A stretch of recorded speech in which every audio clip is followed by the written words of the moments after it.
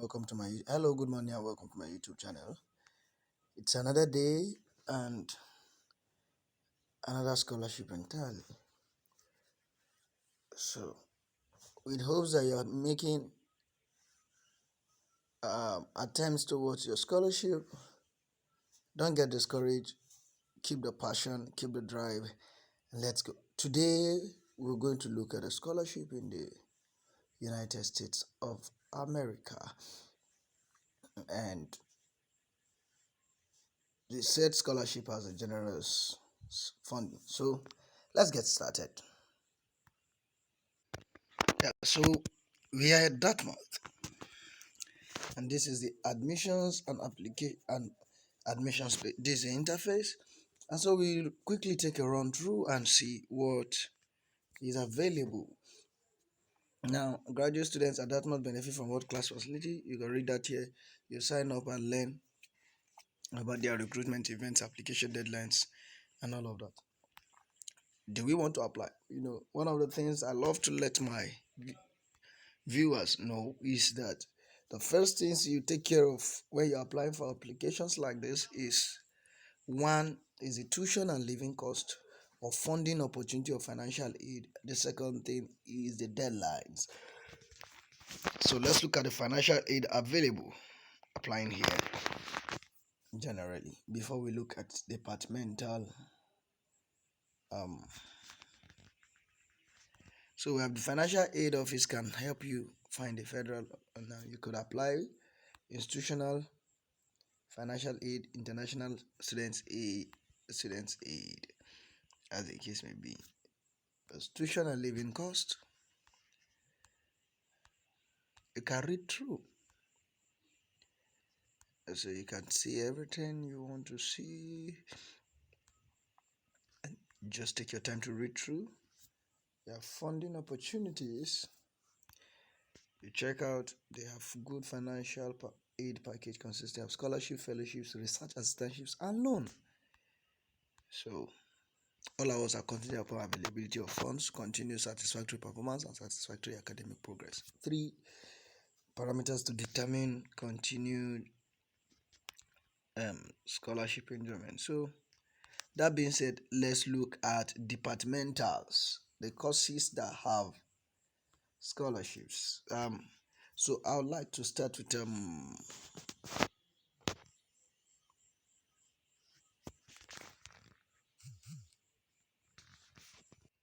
let's go to academic requirements. What are the requirements to apply? The academic requirement obviously is based on course requirements, and our masters and PhD students must complete a minimum number of classes and all of that. Language requirement. Let me look at language requirement first, because you must always know if you will need an IELTS, a TOEFL exam, or whatever the case may be. The Guarani School may have to meet a language requirement as established by the department, usually prior to enrollment in the third year of graduate studies. See, the Guarani School of Graduate and Advanced Studies has no language requirement for masters and PhD. They have no language requirement for masters and PhD. I like to highlight it for you so that you know. So this is key for you. So you have nothing to worry about. No IELTS, no TOEFL, no GMAT scores, no SAT, no Duolingo, nothing. For masters or PhD, you're free to go. Um, Now, so let's check course requirements. Course requirements. What's the course requirement? You can see master's degree candidates must receive credit at least 8 graduate courses as a prerequisite to them, and you can just read through minimum of classes to be eligible for their degrees.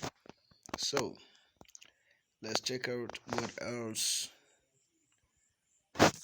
There's this policy here, departmental requirement. Each department has its own departmental policy. I like you to take note of that. So that means for whatever course you want or program you want to run, You are supposed to pay keen attention to the departments, so don't get it muddled up. Now let's go to applying to Dartmouth, and let's see the programs that we have. You see, the first program, set of program, we have a master's program, chemistry A4 plus 1 program. We have comparative literature, and these are the courses that you have available. You have doctoral program. And a quick one for you to know that in the USA, there is no generally strict or defined master's program. It's usually an integrated master's, so you could go directly from a BSc to a PhD, because in the first year of your program, the course, your course content, your course application for a PhD is the same curriculum for the masters that you run in the UK, Europe, and other places, so Germany and Canada. So you could just go directly, but if you still want to go for a masters, why not? So let's look at let me take two programs. You can look through whichever one suits you. I'll be taking the physics and astronomy department. Yeah, so you just go ahead and click on it, the program. Straight away, let us go to the physics and astronomy. I want to check the sciences first, and let's see what is the financial provision in the school. What's the financial provision to study here? We'll go to graduate.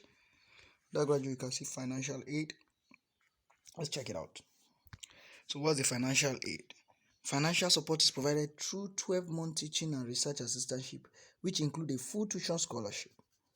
Support is normally for a period of 5 years, by which time students are expected. This is awesome. Qualified students will be encouraged to apply to government and private foundations for prestigious fellowships also. This is additional bonuses. Now, you can see that it cuts across full tuition and teaching and research assistantships, which is one. Two, there is an encouragement and support, the required support for an individual to apply for fellowships, which is two. That's another bonus. Now look down, and you can see that there's a region appropriating housing and facility. Now look at where I'm going to.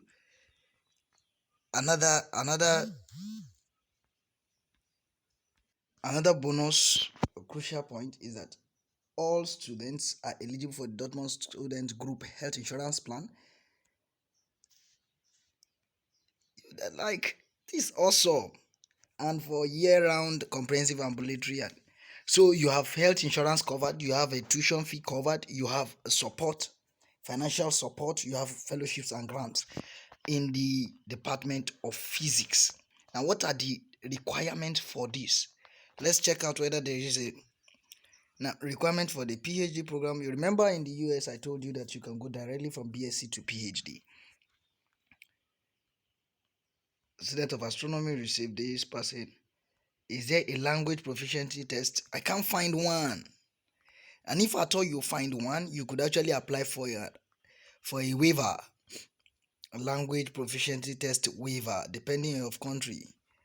And it will be waived. If you want me to shoot a video on application for proficiency waiver, please let me know in the comment section, and I'll surely do that in my next video or before my next video.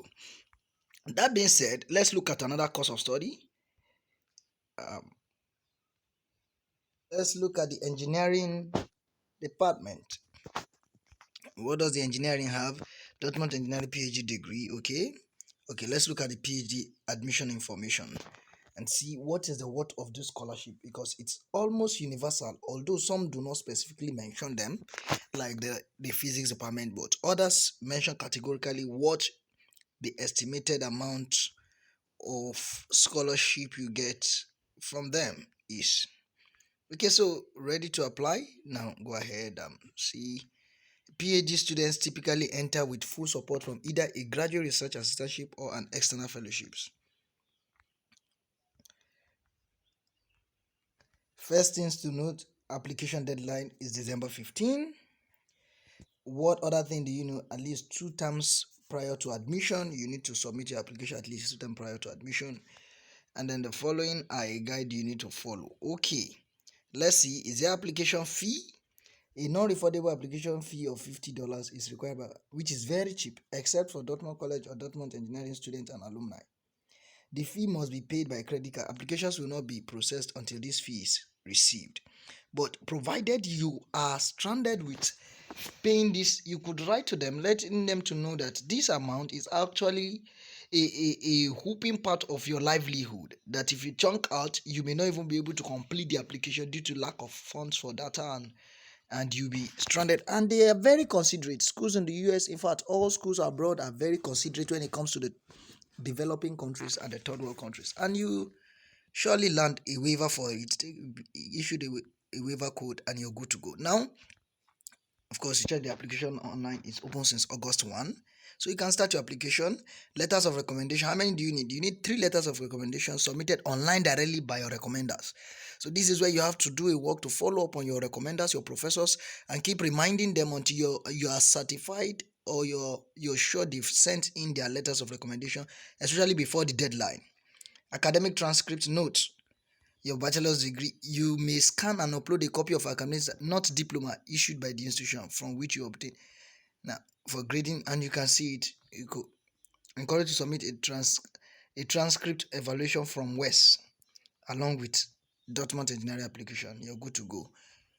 I'm going to shoot, if you would like me to also shoot a video on how to carry out your West on your own, please leave it in the comment section and I would do that. Now, what other documents do you need to convince them? You need a statement of purpose, AC, and a CV or resume. You need to be able to write these things. These things are required to show your creative capacity. Statement of purpose, you let them know, then you whatever. Now let's go through the language requirements. TOEFL international applicants. Look at it. Non-US citizens are expected to submit this, with the exception of those who are earning or have earned a degree from institution in US, Canada, or who are from the following countries. Now, in years past, Nigeria is not mentioned, but look at the good thing this year. Nigeria happens to be enlisted as one of the English-speaking country at the moment. And look at Nigeria here. Yes. So if you're from Nigeria, you're good to go. Ghana, you're good to go. You're good to go. Yeah. You have Sweden, you have Slovenia, you're good to go. And that will be all. And just in case you still feel a little skeptical, you could obtain a letter of English proficiency from your school registry department, and you could upload it here.